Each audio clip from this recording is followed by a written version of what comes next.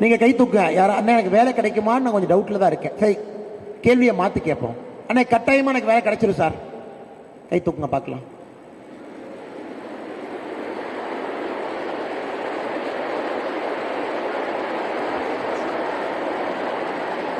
ரெண்டு பக்கமும் சேராதவங்க கை தூக்குங்க பார்க்கலாம்.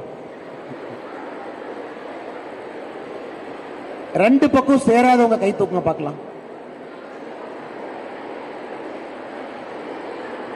எனக்கு பிடிச்ச குரூப் இந்த குரூப் தாங்க. ஏன்னா இந்த குரூப் தான் வேலை கொடுக்க போற குரூப், வேலைக்கு போற குரூப் இல்ல. பாருங்க, இந்த குரூப் வேலைக்கு போற குரூப் இல்ல, எனக்கு வேலை கிடைக்குமா அப்படின்னு சந்தேகத்தில் இருக்கிற குரூப் இல்ல.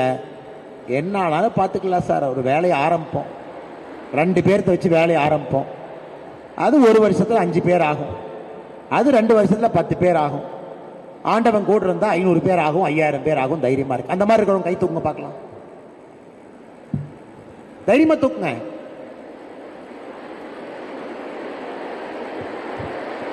இன்னைக்கு இந்தியாவுக்கு தேவை நீங்கள். இன்னைக்கு இந்தியாவுக்கு தேவை நீங்க. ஏன்னா நம்முடைய பிரதமர் சொல்வது we need job creators, வேலையை உருவாக்கக்கூடிய சக்தி படைத்தவர்கள் நம்முடைய நாட்டிற்கு தேவை என்று நம்முடைய பிரதமர் சொல்றாங்க. ஜாப் கிரியேட்டர்ஸ் நமக்கு வேணும். இதை விட ஒரு அற்புதமான நேரம் உங்க வாழ்க்கையிலே கிடைக்காதுங்க. உங்களுடைய தாத்தாக்கு இந்த வாழ்க்கை கிடைக்கல, உங்களுடைய தந்தைக்கு இந்த வாழ்க்கை கிடைக்கல, உங்களுடைய குழந்தைகளுக்கும் இது போன்ற ஒரு இந்தியா கிடைக்க போறதில்லை. அற்புதமான நேரத்தில் நம்முடைய நாடு இருக்கு.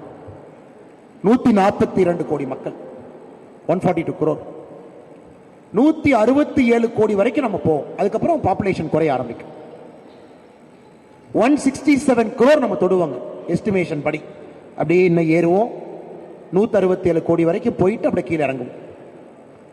2035 2050 வரைக்கும் இந்தியாவுடைய பொற்காலம். நம்முடைய பொற்காலமே 2035 2050. காரணம், வேலை செய்பவர்கள் இந்தியாவில் சராசரியாக 98 கோடி பேர் இருப்பாங்க எஸ்டிமேஷன் படி. 2035 இன்னும் சரியாக 10 ஆண்டுகள்ல இந்தியாவில் வேலை செய்யறவங்க 98 கோடி பேர் இருப்பாங்க. 98 கோடி பேர் வேலை செஞ்சிட்டு இருப்பாங்க. 18 வயசு கீழே இருக்கிறவங்க படிச்சுட்டு இருப்பாங்க. 60 வயசுக்கு மேல இருக்கிறவங்க ரெஸ்ட் எடுத்துட்டு இருப்பாங்க. அவங்க ஒரு 30 கோடி. குழந்தைகள் ஒரு 14-15 கோடி. 98 கோடி. உலக வரலாற்றில், உலகத்தினுடைய சரித்திரத்தில் ஒரே நேரத்தில் ஒரு நாட்டில் 98 கோடி பேர் வேலை செய்ததாக சரித்திரம் இல்லை. சைனால 2021 அதிகபட்சமாக 91 கோடி பேர் வேலை செஞ்சாங்க. 91 crore. சைனா பார்த்தீங்கன்னா பீக் அடிச்சு கீழே வர ஆரம்பிச்சிருச்சு. 91 கோடி பேர் சைனால. ரொம்ப நாளைக்கு முன்னாடி ஒரு தாய் தந்தைக்கு ஒரு குழந்தை, 1 child பாலிசி அப்படின்னு பாலிசியை கொண்டு வந்தாங்க. அதனுடைய விளைவு Chinese population is becoming older, they are not becoming younger. In the Indian population we are becoming younger. நம்முடைய நாட்டை பொறுத்தவரை one of the youngest democratic population இந்தியாவில் இருக்கு. We are becoming younger. Median age of the country, நாட்டினுடைய median age பார்த்தீங்கன்னா 33 வயசுல தான் median age of the country இருக்கு. ஸோ இந்த நேரத்தில் நீங்க உள்ள இருக்கீங்க, இந்த நேரத்தில் நீங்க படிச்சுட்டு இருக்கீங்க, இந்த நேரத்தில் படிச்சு வெளியே போக போறீங்க. 2035 இருக்கும் போது உங்களுக்கு வயசு என்னங்க இருக்கும்? 30 வயசு இருக்குமா உங்களுக்கு? இல்ல உங்க பாப்பா அவங்களுக்கு ஒரு 30 இயர்ஸ் இருக்குங்களா?